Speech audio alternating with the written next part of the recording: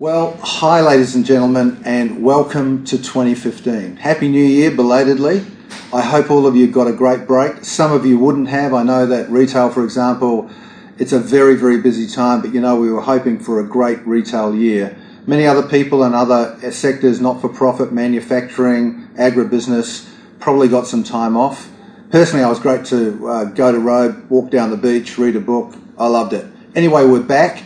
It's 2015, and I just want to let you know the key issues that we'll be advocating on your behalf in this year, as this state, let's be honest, faces very significant challenges in the auto manufacturing sector, in many areas like defence. This is a make or break year for us in many industries, and therefore the headline issues I want to talk about today become even more significant. Now, it won't surprise you that the number one issue that I'm going to lead with is state tax reform. Now, late last year, we welcomed the Premier saying that he was going to commit to an agenda for state tax reform. And in fact, I've got a quote from the Premier here, and I want to do it word for word. The Premier said, "It's not enough for you just to have a competitive business environment. We have to have a substantial edge on the rest of the competition if we are going to attract people, capital, and jobs to come to South Australia. We basically want to have the most competitive environment for business in the nation." That's a big call. Indeed, it is a big call, but the Premier has made it. We believe it's a call that must be made. If you take our state taxes and levies, our employer levies, our utility costs, a logistical cost to market, then South Australia has a significant competitive challenge compared to our east and western states colleagues. So we do need to fix this. It is a big call from the Premier, but we intend to make sure that commitment is followed through on, and we believe it's incredibly important. The other thing is, we're delighted that there is some good news. The workers' compensation legislation, the Return to Work Act, will become law on 1 July. That's going to save at least $180 million in employer levies.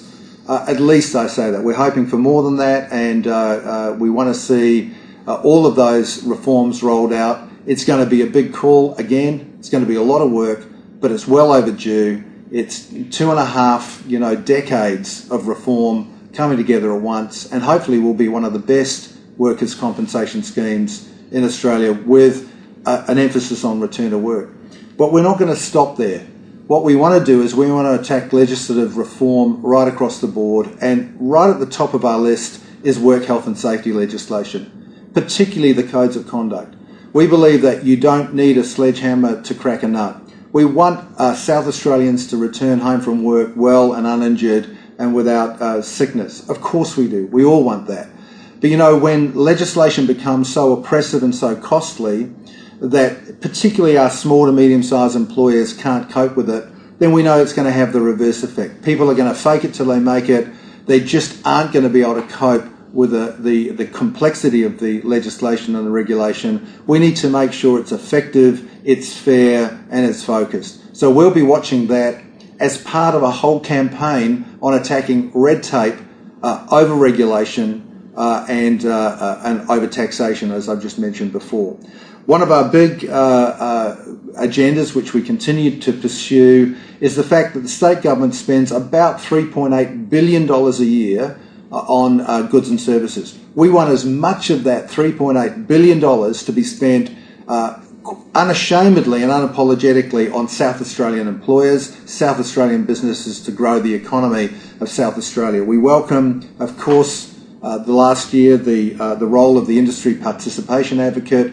That's an office that we lobbied to help create. It's an office that we went on to lobby to get resources and teeth in. It's starting to bite, but there's a long way to go before we see a lot more of that game-changing spending going to South Australian companies, not interstate and overseas. Along those same lines, we obviously want to see more SMEs particularly get into export markets. Now, those might be national markets or international markets. We know it's a real challenge, but while we do each other's laundry and call that an economy, we are not going to grow. This economy is flat and shrinking. Most industry sectors are under a lot of pressure. We need to get into new markets, and we've participated with the state government on a export-ready document and policy and guidebook. We need to do much more.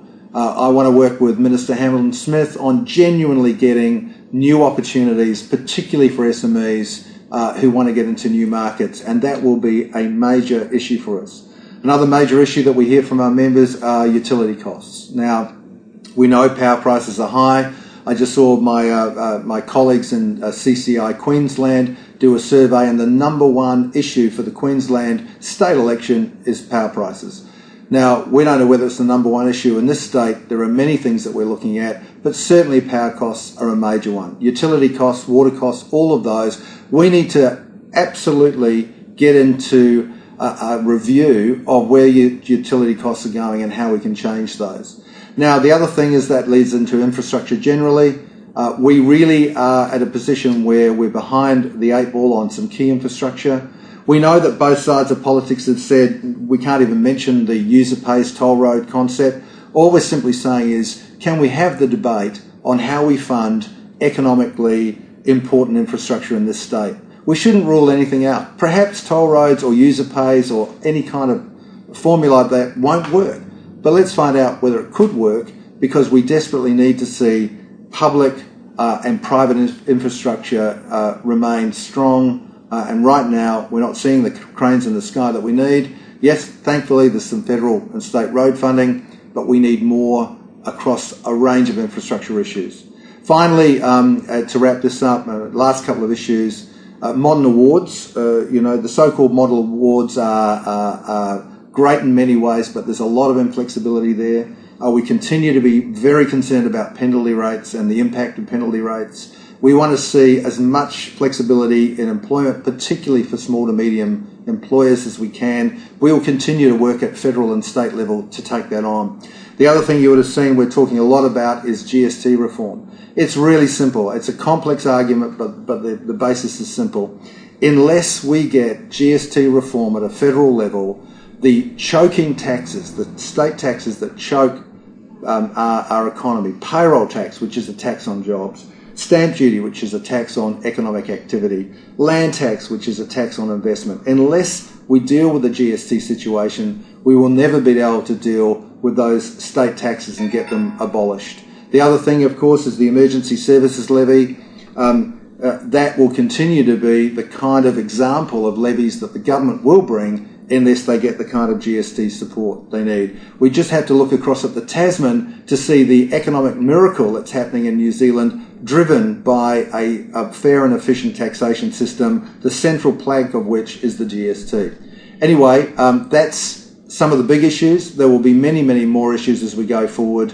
And I just want to say thank you again for your support if you're a member. If you're not a member, think about becoming a member. We're here to make a difference in this economy. We're working for your business. We're working for South Australia. Thank you very much.